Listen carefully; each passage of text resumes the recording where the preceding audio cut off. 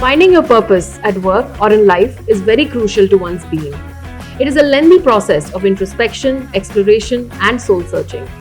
Being purposeful at work requires that your work align with your personal values, and that in turn leads to a sense of deep fulfillment and meaning. It demands that you pour all your strengths and talents out into creating a positive impact in the world, and that gives you a sense of satisfaction and accomplishment. Our next guest is an accomplisher who's passionate and has oftentimes asked herself the question of what matters to her the most. She has a clear sense of purpose which stems from a deep understanding of her values both professionally and personally. Please welcome our next guest, Pratima Harite, Head AP, CSR and Philanthropy at Lenovo.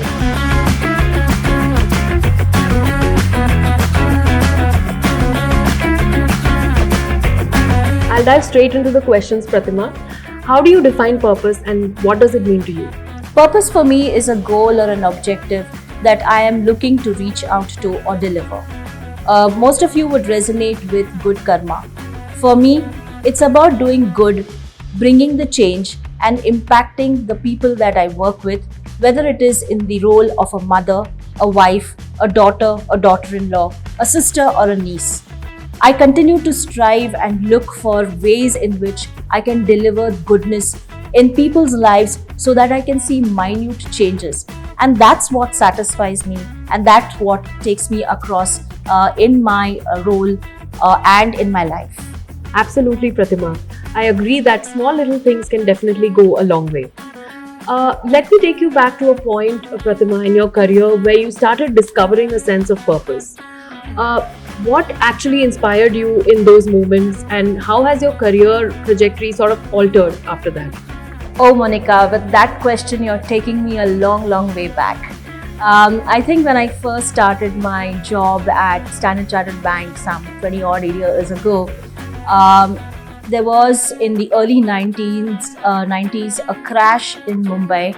A building had collapsed, and we had people in that office, and there were people waiting outside to find out information about their near and dear ones. And we went there with some refreshments for those people who were waiting out. And I remember serving a cup of coffee to an old gentleman who was waiting for news of his daughter. And I had to coax him to have a cup of tea and a few biscuits because he'd been waiting for more than 18 hours to find out information about his dear one. And I think that was the time that in my heart of hearts, I knew that I wanted to do something where I could elevate people's sorrow or people's needs. And then we had the Latur earthquake where there was fundraising and relief to be done. So it kind of came naturally to me. But if you're asking me about an occasion when I started realizing this, I think subconsciously I started realizing at that point of time. I took a conscious decision about being in the space of CSR and philanthropy early in 2012. I was planning to take a sabbatical because of a family need. And when I did that, my husband had told me that if you want to grow in your role in a particular career, you might as well take this break to develop yourself in that area. And literally in those 6 months when the CSR Act was being brought into the country, I slept, dreamt, ate the CSR Act. I mugged it up literally, and I would look at different scenarios in which way I could look at funds being deployed to really do good in the communities. That is such an inspiring story, Pratima. Thank you for sharing it with us. You spoke about the Bombay crash, you spoke about the earthquake, we've lived through a pandemic. So it's very clear to us that we're going through some challenging and uncertain times. Through all this, I want to know, how do you maintain your focus on your purpose? And as an individual and as an organization, how does having a purpose sort of help you navigate through these things? An experience on uncertain and challenging times I can think of is COVID-19. In the first lockdown, it was all about reaching out to my partners to understand how the programs were going to be delivered and to ensure that there was minimum impact of classrooms and skilling centers being shut. That effectively meant that I had to go and have conversations with my partners to redesign the programs. In the second lockdown, it was all about saying that yes, education is important, and yes, I had to continue with the programs, but the need of the hour was to look at healthcare. That was what was going to be the doing good impact, because people were getting affected, their healths were getting affected, my colleagues were getting affected. And using my strength of purpose, I decided that I had to find a way to do that. And that meant talking to different stakeholders across the markets to ensure that I would be able to get medical supplies and oxygen concentrators which were being required. It also meant that what I could have been doing sitting in the office, I had to do that from home. And that is where I think I drew strength from my purpose, focusing just on being able to do good, to be able to reach out to people and ensure that even though my approach changed, that focus on the purpose continued to be there. To me, in uncertain and challenging times, drawing up on your resilience as a strength, thinking out of the box is what helps you deliver your purpose. Thank you for that wonderful answer, Pratima. My last question is, how do you ensure that your purpose as an individual aligns with the purpose of the organization at large? In the last 20 years of my career, I've worked with 4 or 5 different organizations on CSR and philanthropy. Each time, my purpose has remained the same. But I have aligned my programs, designing of my programs, and the way I communicate the impact to the purpose of the organization.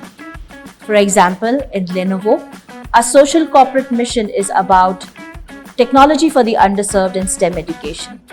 Within this, I work and design programs that focus on teacher capacity building, students' experiential learning in the classroom, and working with youth in providing them informed career choices in STEM.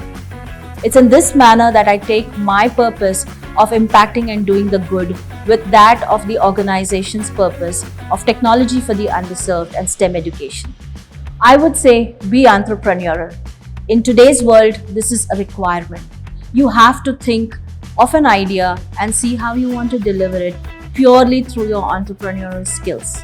If you don't have that, develop it. It's quite easy to do that. Great. So, Pratima, it's time for the rapid fire round. Are you ready? Yes, do you have my hamper ready?